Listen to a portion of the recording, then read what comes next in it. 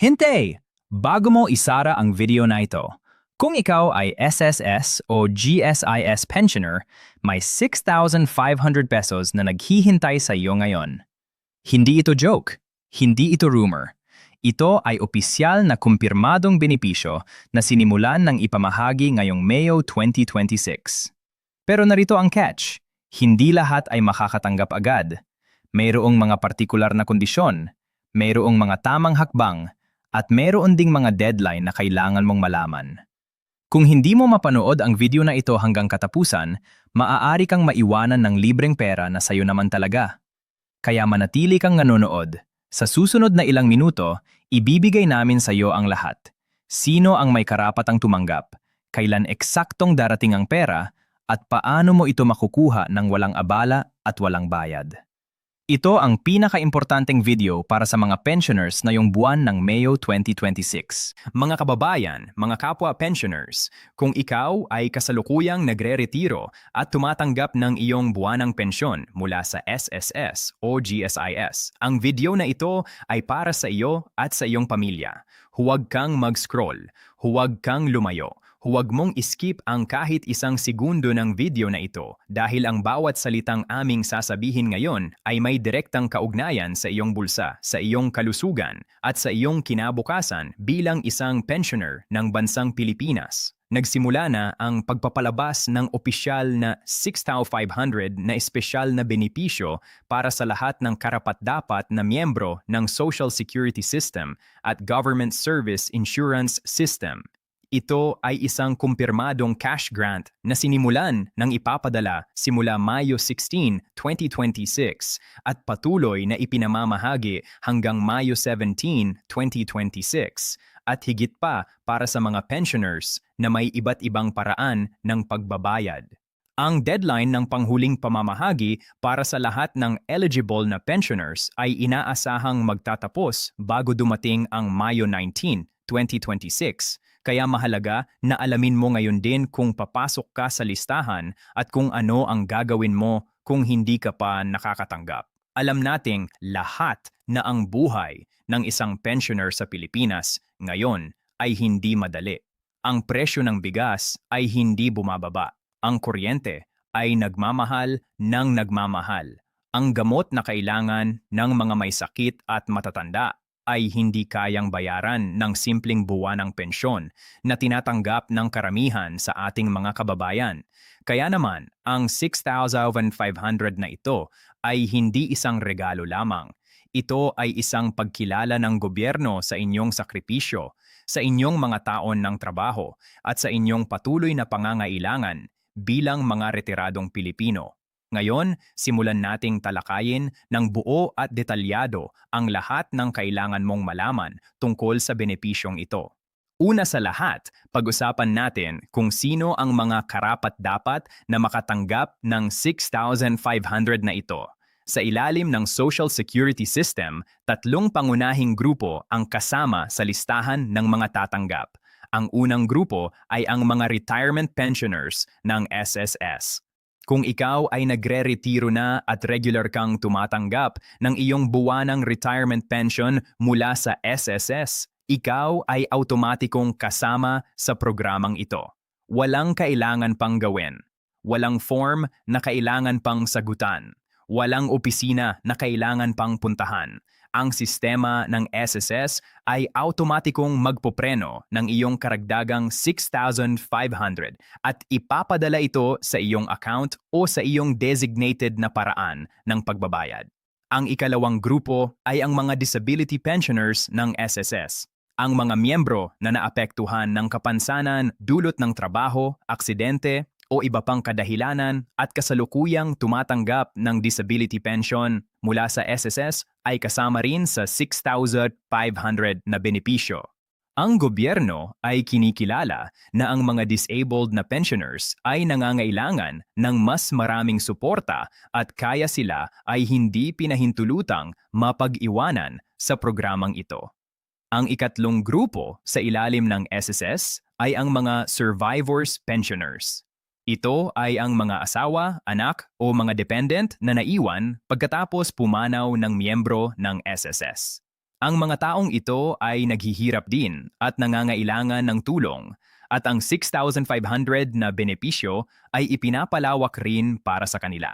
Ito ay isang mahalagang hakbang ng gobyerno na kilalanin na ang pamilya ng isang miyembro ng SSS ay sapat ding karapat-dapat sa tulong.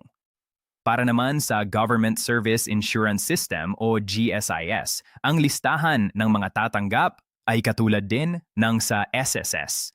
Ang lahat ng retiradong kawani ng gobyerno na kasalukuyang tumatanggap ng kanilang buwanang GSIS pensyon ay automatikong kasama sa programang ito. Anwero ay sumasaklaw sa lahat ng retiradong guro sa paaralan at universidad, mga retiradong nurse at healthcare workers sa mga pampublikong ospital, mga retiradong pulis at militar, mga retiradong bombero at iba pang lingkod bayan na nagbigay ng kanilang pinakamahusay na mga taon sa serbisyo ng bansa. Para sa mga GSIS pensioners, may isang mahalagang bagay na kailangan ninyong malaman. Ang 6,500 na ito ay ibibigay bilang isang hiwalay at espesyal na one-time cash grant.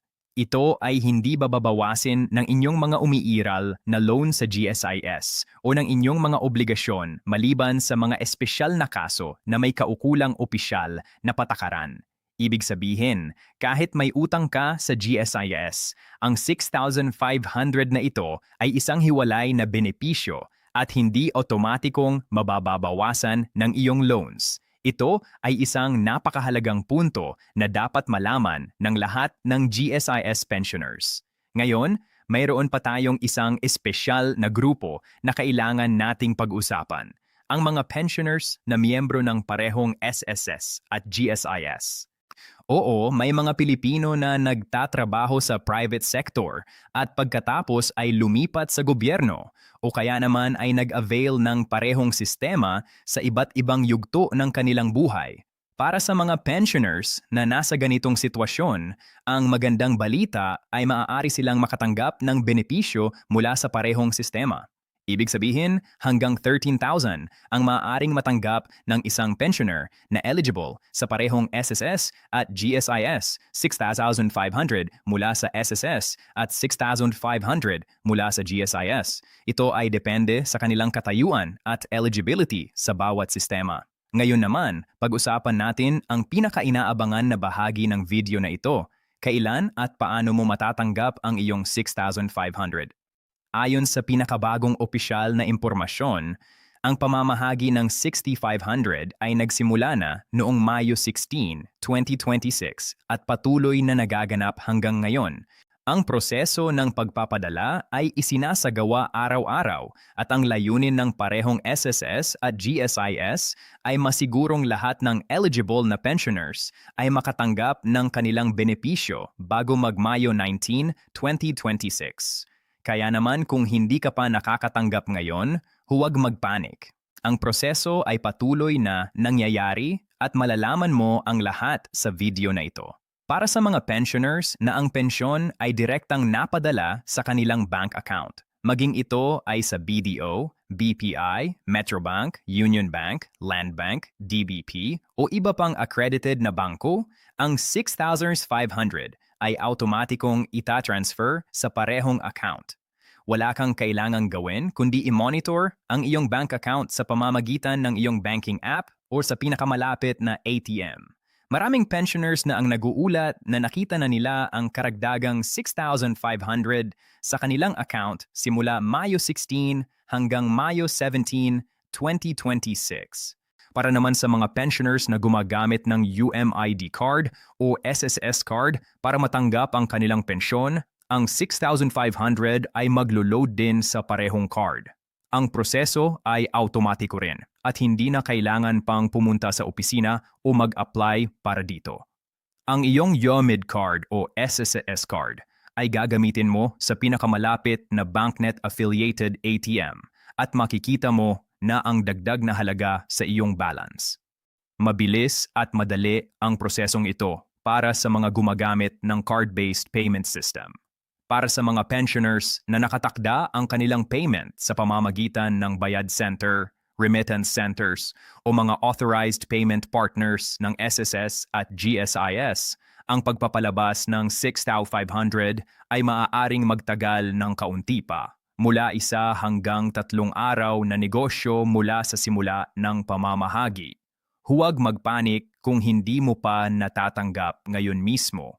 Ang proseso ay patuloy na nangyayari at ang lahat ng eligible na pensioners ay matitiyak na matatanggap ang kanilang benepisyo bago o pagdating ng Mayo 19, 2026.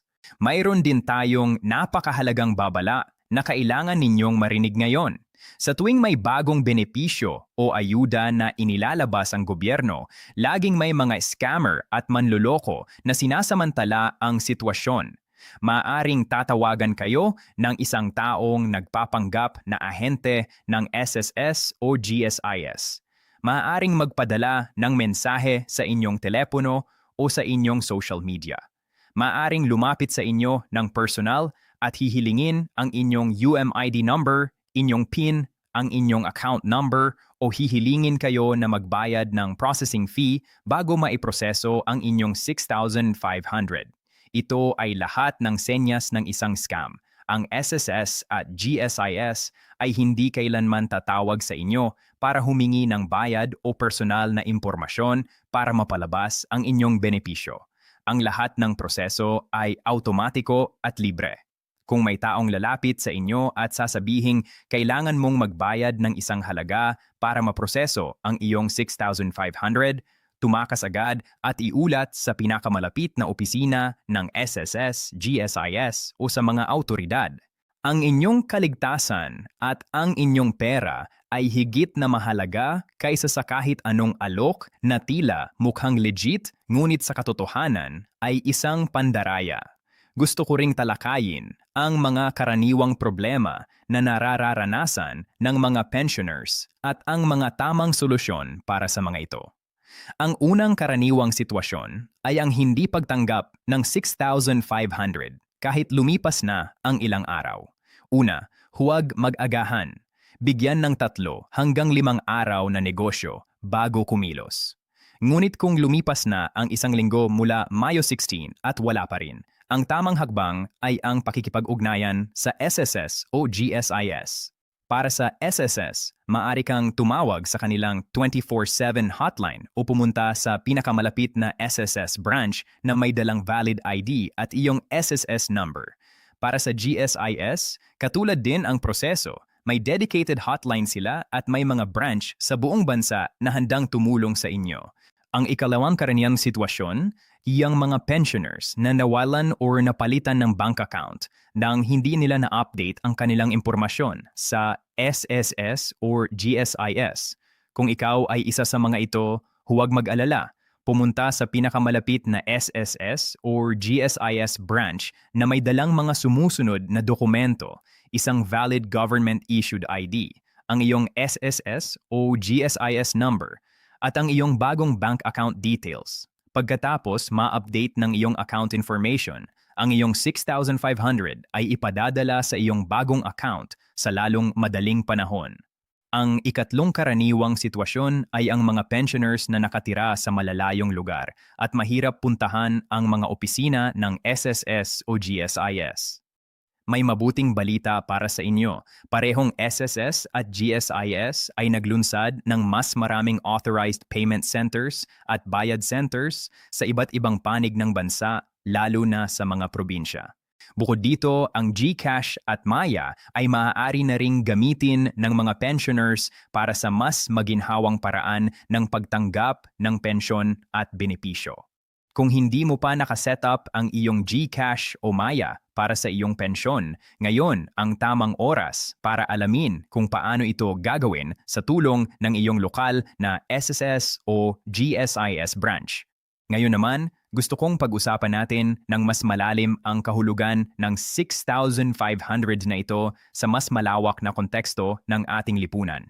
Bakit ngayon? Bakit Mayo 2026? Ang katotohanan ay ang 6,500 na ito ay resulta ng maraming taon ng pakikipaglaban ng iba't ibang sektor ng lipunan para sa karapatan ng ating mga pensioners. Ang mga organisasyon ng senior citizens, ang mga unyon ng mga manggagawa, ang mga samahang naglalaban para sa karapatan ng mga retirado, lahat sila ay nagkaisa sa panawagan na ang gobyerno ay dapat na magbigay ng mas malaking tulong sa mga taong nagbigay ng kanilang buong buhay sa pagtatrabaho at pagsisilbi sa bansa. Hindi maikakaila na ang presyo ng bilihin sa buong bansa ay patuloy na mataas.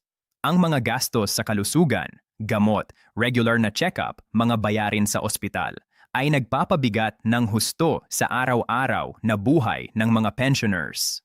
Ang 6,500 na ito, kahit na one-time lamang, ay nagbibigay ng malaking ginhawa sa maraming pamilyang naghihirap. Ito ay hindi isang luxury. Ito ay isang pangangailangan. At habang nagagalak tayo sa 6,500 na ito, kailangan din nating maging malinaw sa ating mga inaasahan. Ito ay isang espesyal na one-time na benepisyo para sa buwan ng Mayo 2026. Hindi ito permanenteng dagdag sa inyong buwanang pensyon, kaya mahalaga na gamitin ito ng matalino at ng may pagpaplanong maayos. Para sa mga nagtataka kung saan ang pinakamagandang gagastasin ang 6,500 na ito, narito ang ilang matalinong mungkahi. Una at pangunahin, ang kalusugan.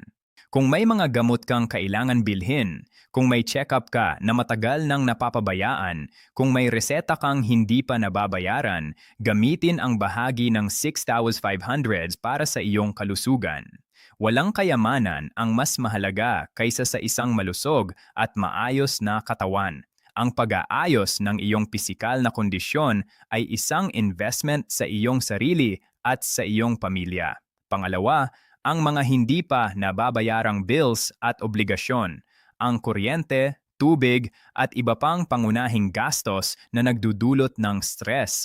Ang pag-aayos ng mga ito gamit ang bahagi ng 6,500 ay nagbibigay ng kapayapaan ng isip.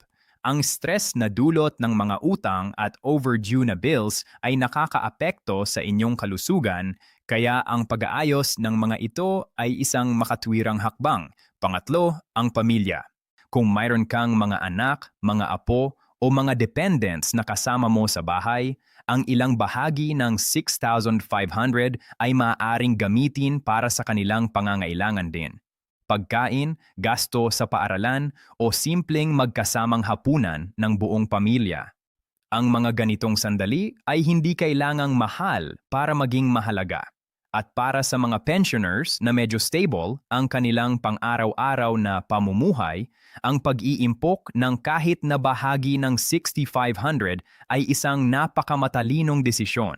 Kahit na 1,000 o 2,000 na naitabi ay makakatulong sa mga hindi inaasahang gastos sa hinaharap. Bilang pagbubuod ng lahat ng ating napag-usapan ngayon, nais kong ipaalala sa inyo ang mga pinakamahalagang puntos ng video na ito. Una, ang 6,500 na extra cash para sa mga SSS at GSIS pensioners ay opisyal na at totoo. Nagsimula na itong ipamahagi noong Mayo 16, 2026 at patuloy na ipinapadala hanggang Mayo 17 at hanggang bago dumating ang Mayo 19, 2026. Pangalawa, ang proseso ay automatiko para sa karamihan ng mga pensioners na may active bank account, UMID card, or designated payment method. Pangatlo, ang mga walang malinaw na paraan ng pagbabayad o may issue sa kanilang account ay maaaring makipag-ugnayan sa pinakamalapit na SSS o GSIS branch para matulungan silang matanggap ang kanilang benepisyo. Pang-apat, mag-ingat ng husto sa mga scammer at huwag ibigay ang inyong personal na impormasyon o magbayad ng kahit anong halaga sa kahit sino para maproseso ang inyong benepisyo. At panglima, gamitin ang 6,500 ng matalino para sa kalusugan, pangunahing pangangailangan, pamilya at kapayapaan ng isip. Mga kaibigan, ang bawat sentimo ng 6,500 na ito ay para sa inyo. Pinagod ninyo ang inyong katawan, nagbuhos kayo ng pawis, at nagbigay kayo ng inyong pinakamagandang mga taon sa pagtatrabaho at pagsisilbi sa bansa.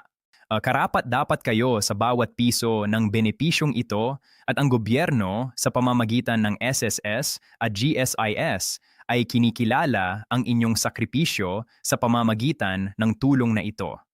Huwag hayaang mapalampas ang benepisyong ito. I-check ang inyong account ngayon, ibahagi ang video na ito sa inyong mga kapamilya at kapwa pensioners na maaaring hindi pa nakakaalam, at kung mayroon kayong mga katanungan o mga issue, huwag mag-atubiling makipag-ugnayan sa inyong pinakamalapit na SSS o GSIS branch. Ang inyong mga karapatan bilang pensioner ay mahalaga, at ang pag-alam sa mga karapatang iyon ang unang hakbang tungo sa mas maginhawa at mas ligtas na buhay para sa inyo at sa inyong pamilya. I-subscribe na sa aming channel at i-click ang notification bell para hindi kayo mapag-iwanan sa mga susunod na mahahalagang balita at update tungkol sa mga benepisyo at programa para sa mga SSS at GSIS pensioners. Kami ay narito para sa inyo ngayon, bukas at sa mga darating pang araw. Ingatan ninyo ang inyong sarili. Ingatan ninyo ang inyong kalusugan at huwag kalimutang i-claim ang inyong 6,500 bago maging huli ang lahat. Salamat sa inyong panonood at hanggang sa susunod na video.